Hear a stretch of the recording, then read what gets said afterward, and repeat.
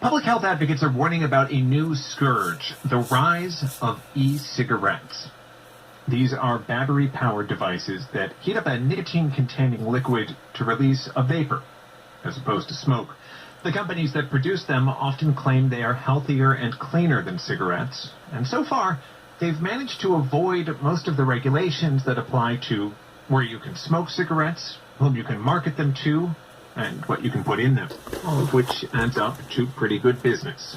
The industry is estimated to be bringing in $3.5 billion per year at this moment, and last year alone, it tripled the number of high school students using its products to more than 13%. But is what the industry's selling actually safer? The Center for Environmental Health has just released the results of tests that it ran on 97 different e-cigarette products, and now they're going to court to force the companies to put cancer warnings on their products.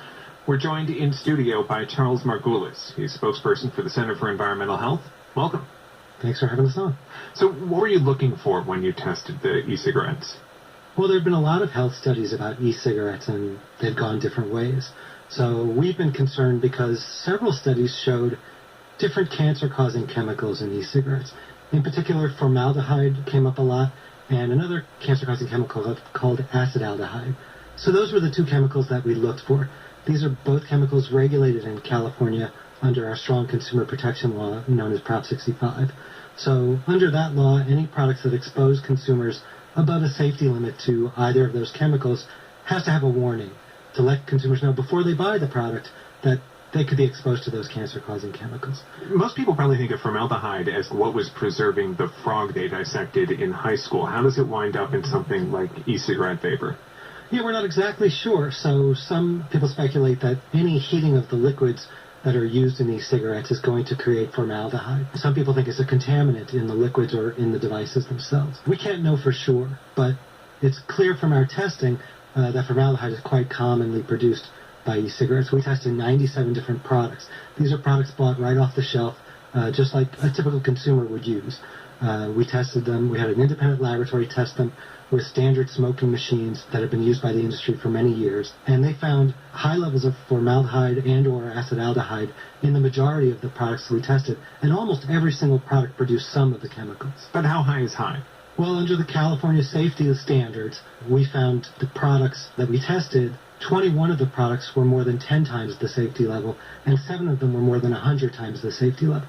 So those are some pretty high numbers. Now, there have been other studies looking at the flavorings and additives that are put into e-cigarettes that have been concerned by products that are known to be respiratory irritants or even cause scarring in the lungs. You didn't even look at those. That's correct. There are maybe dozens of other chemicals that could be tested for.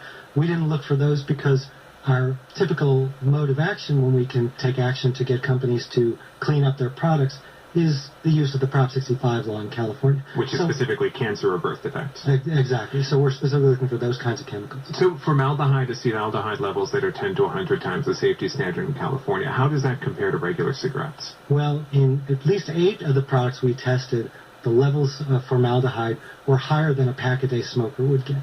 So that's a significant dosing of formaldehyde. Higher than a pack-a-day smoker? That's correct. I want to get into kind of how the business works. Who is selling e-cigarettes now? Is it the giant tobacco companies or small independent operators? Yes. So it is the giant tobacco companies. We tested cigarettes made by Reynolds. They own the Views brand of e-cigarettes. We also tested e-cigarettes by Imperial Tobacco, one of the largest tobacco companies in the world. They make a brand called Blue brand. And then there are dozens, even hundreds of small companies. And obviously we couldn't test all of them, but we found a wide variety of products made by medium-sized and smaller companies. What some of these companies say about their products is, look, it's true they're not completely safe, but what they are doing is replacing cigarettes, which are much more dangerous. How does that hold up? So just today, an organization that works on truth in advertising came out with a survey of e-cigarette websites and found that about half of the e-cigarette websites make safety claims, health claims, about their products. And we've seen these kinds of claims over and over again. Many of the companies use a claim that their products produce nothing but, quote, water vapor, or even, quote, harmless water vapor.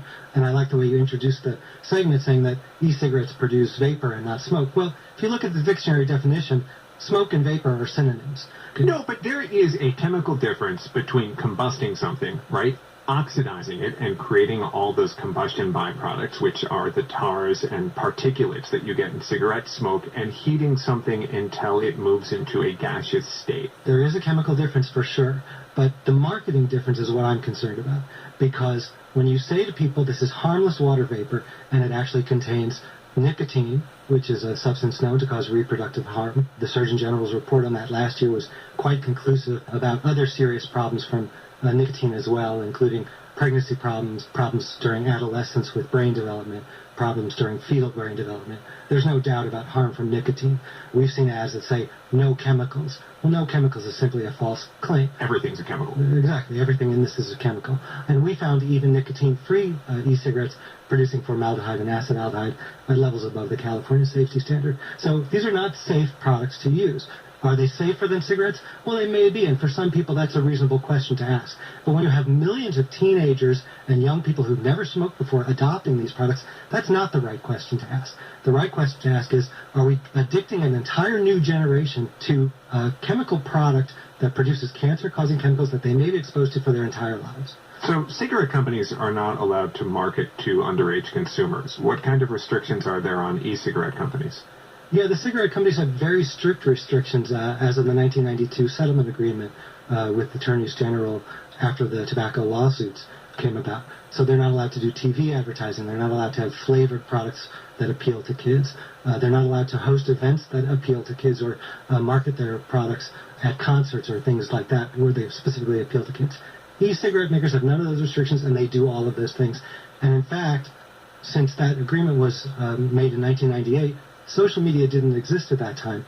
And of course, the e-cigarette companies use social media widely to appeal to young kids. They're also, and this kind of shocked me, they're flavoring these products, and they're marketing flavors like bubblegum, cotton candy, candy apple, not things that strike you as designed to appeal to an adult's palate. We tested products with those kinds of flavors, with Oreo cookie flavor, with Captain Crunch flavoring, with caramel apple flavoring. The packaging of them also is made to appeal to kids. Space Jam flavoring is a product that we tested. And there are already skyrocketing rates of kids being poisoned by nicotine. The increase in the number of calls to poison control centers has gone up 8 times in just the past 2 years. These are kids accidentally eating the pellets or the liquid that goes into the e-cigarettes. Right, primarily the liquid. Kids stumble on the liquid. They see the pretty colored packaging. They see, maybe they're old enough to read chocolate. That was one of the first words I learned to read, right? They stumble upon the packaging. They open it up. A lot of these products are not always sold with child-proof packaging, and they drink down the liquid. And nicotine can be lethal to young children. In fact, a child in New York died last year. It was the first death attributed to nicotine poisoning from an e-liquid. Okay, so you're filing notice on a Proposition 65 suit. If you prevail, you get some money and you get some labels warning consumers that they might get cancer from e-cigarettes. That doesn't address the marketing to minors. It doesn't address the nicotine poisoning. So what's next? What's beyond the suit? Well, Prop 65 is specifically a labeling law, and in the past we've used that law to go well beyond what the law calls for. So over the course of almost 20 years of doing this kind of litigation, CH has brought thousands of Prop 65 cases. And in probably 95% or more of those cases, instead of getting companies to put a warning label on the product, we've had them reformulate their products to make them safer. Now, we don't know if that's possible in this case. Like I said, almost every e-cigarette we tested had some levels of formaldehyde and acetaldehyde in them. Now, but the fact that there was such a difference suggests there is a component that could be addressed through design. We hope that's true, yeah, and we expect the industry knows a lot more about that than we do. So we're hoping that working with the industry, we can figure out some best practices to get those levels as low as possible. But in addition, we want to use the settlement process to negotiate some changes in their marketing practices, because we're really concerned about those. We really want to make sure that child-proof packaging is required and that they change some of their marketing practices that target teens and young people. Charles Margulis, thank you very much. All right, thank you. Charles Margulis is a spokesperson for the Center for Environmental Health, which has just released the results of their testing on 97 e-cigarette products marketed in the state of California. Nearly all of them, they say, exceeded the safe thresholds for exposure to cancer-causing substances set by the state of California, some of them by factors as much as 100.